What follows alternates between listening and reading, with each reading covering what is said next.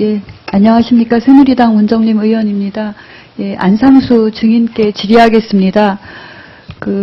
박종철 군 고문치사 사건과 관련해서는 박상옥 대법관 후보자와 관련해서 그 역할 및 은폐 축소 관련인데 그와 연관된 여러 가지 의혹이 언론에 제기되고 있어서 안상수 증인께 종합해서 질의하겠습니다.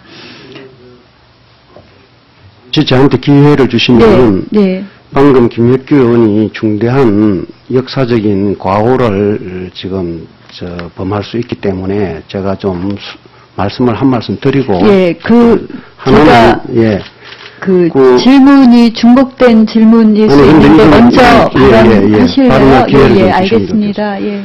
우선 실무자 관계기관 대책회의라는 그거는 있을 수도 없고 검찰에서도 제가 그 관계기관 대책회의에 대해서 나중에 듣기로는 검찰총장 이상, 검찰총장과 법무장관이 거기에 참여를 했고 사안이 있을 때마다 고정된 기관이 아니고 사안마다 이제 달리 구성이 됩니다. 그래서 그때 그거 대책을 강구하는 게 그 관계기관 대책회의인데 마치 그게 상설화돼가지고 또 실무자도 대책회의가 있었다 그러는데 이렇게 잘못하시면은 정말 무리한 말씀을 하시면은 곤란합니다. 내가 그 고문을 깨려고 노력했고 조현이라 그러는데 그러면은 제가 그 수사 지휘에 들어가 가지고 묵념을 시키고 경찰관 다 내보내고 그다음에 고문 제대로 밝힐 수 있도록 한 거는 현장을 지휘한 검사가 한 거 아닙니까?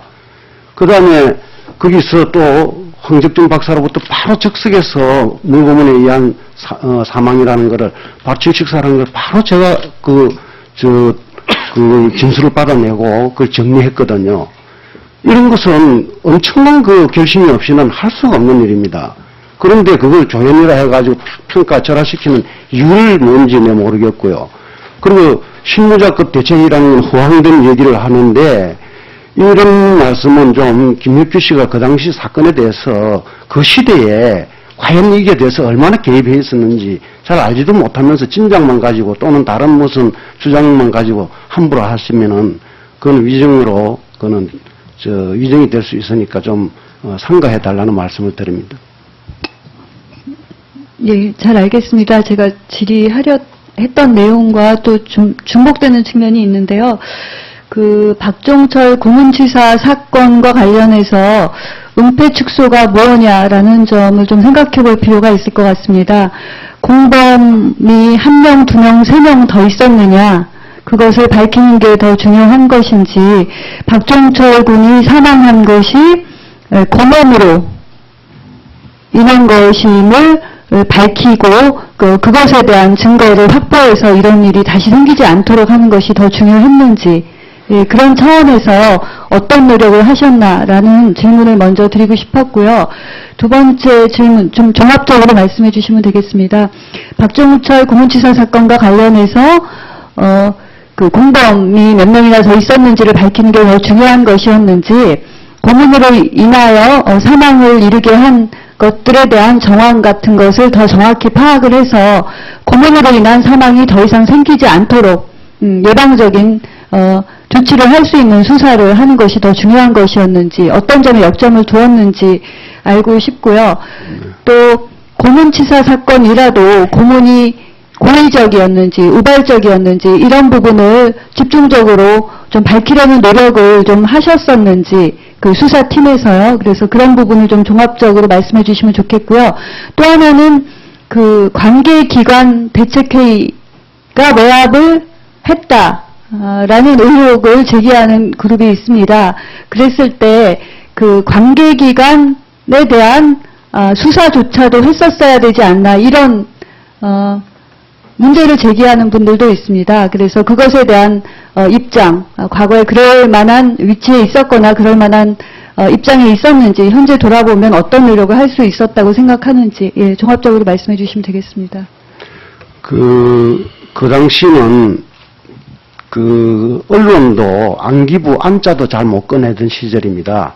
제가 그 책에도 썼지만은 제가 3차 폭로할 때, 3차 폭로가 강민창 씨 구속시킬 때 제하고 황적준 박사가 폭로를 한 겁니다. 그때 관계기관 대책회의가 존재했다는 거, 그건 사건 후에 8년 후입니다. 내 책을 쓴 거는.